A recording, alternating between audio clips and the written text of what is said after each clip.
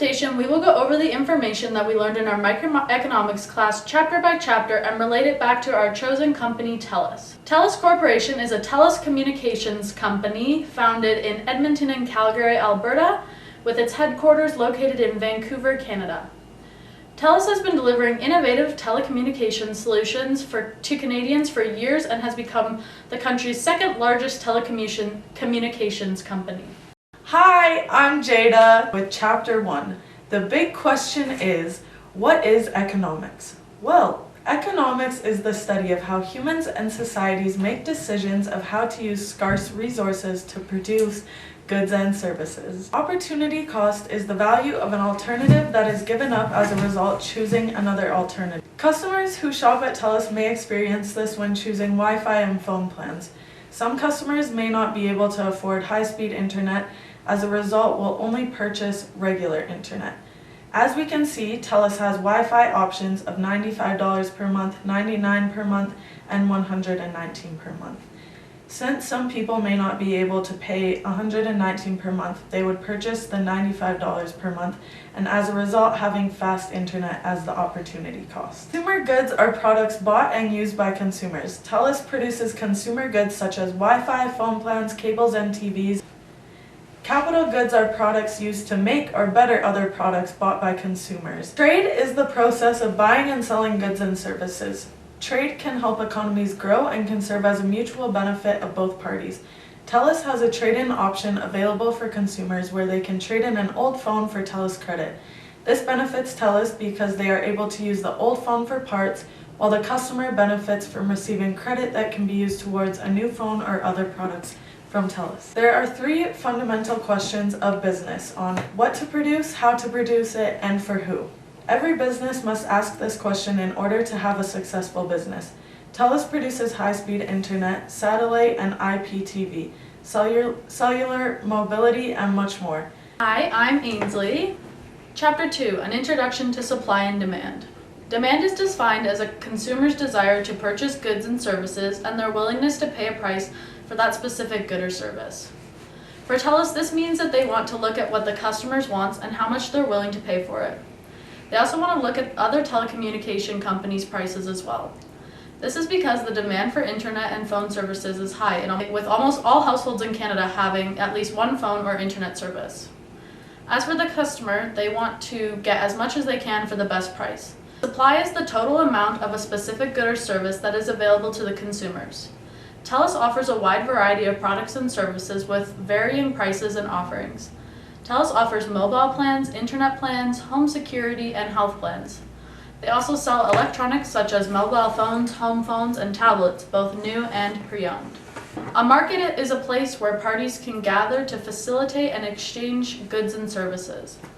As a consumer, if you wanted to purchase from TELUS, you can do so at one of their store locations or online on TELUS's website.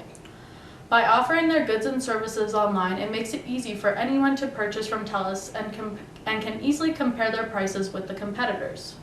Hi, this is Shreyans. Chapter 3, Why Market Matters. Building business through a relationship is a successful and sustainable strategy.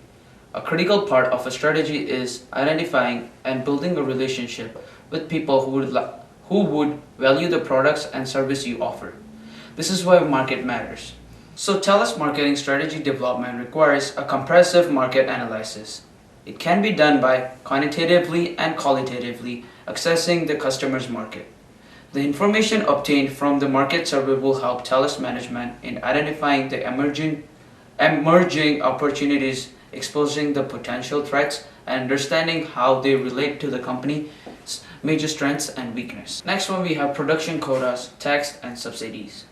Production quota is a government sets a limit to the quantity of goods that may be produced in a specific time. Subsidy, a payment which has been made by the government to given to the producer. Tax, a mandatory contribution to the government from your income and probably from your business profit. So the image you see behind me, it shows that TELUS has paid $451 million in 2020 as income tax. Hello guys, my name is Josh, and today I'm going to be talking about price elasticity of demand. Price elasticity of demand is a measurement of the change in the consumption of a product in relation to a change in its price. To measure price elasticity, the equation for it is price percentage change in quantity demanded divided by percentage change in price. Economists use price elasticity to understand how supply and demand for a product change when its price changes. Sales tax. A sales tax is a consumption tax imposed by the government on the sales of goods and services. TELUS home services and mobility bills include charges for internet, optic TV, home phone, and long-distance services. The taxes on your TELUS bill may not always be what you were expecting. There are tax rules and regulation which TELUS follows when calculating the tax. In TELUS, typically, you are charged the appropriate tax for the province of territory in which you reside. However, if you travel to another province and make phone calls from there, you may be charged the tax of a different province. Chapter 5. Law of Diminishing Marginal Utilities. The law of diminishing marginal utilities states that all else equals, as a consumption increase, the marginal utility diverges from each other's and additional unit declines.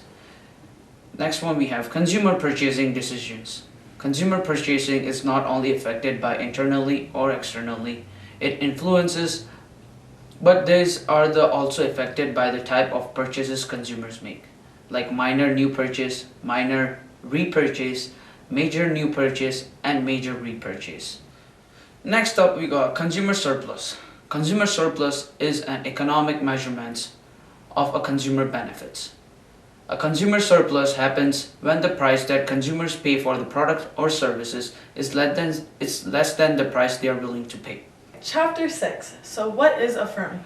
A company or business is also known as a firm and is a business organization that hires and organizes the factors of production in order to sell goods and services. It consists of many different types of organizations such as sole proprietors, partnerships, corporations, non-profit, and state-owned.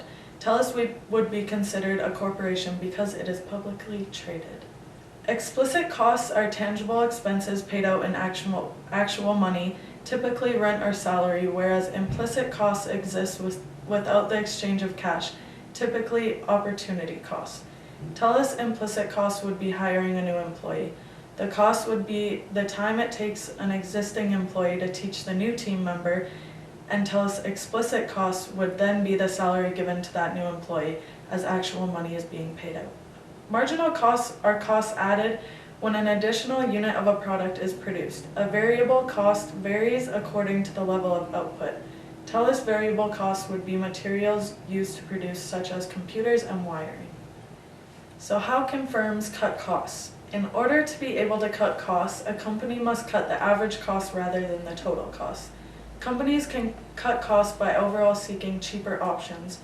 Lower input prices or more advanced technology can help reduce costs for companies. TELUS may be cutting costs by $1 billion over the next few years if they are able to operate through virtual network operators. Chapter 7. The short run and a long run. The short run is a period which quantity of at least one input is fixed and the quantities of other inputs are varied. The long run is a period which the quantities of all the inputs can be varied.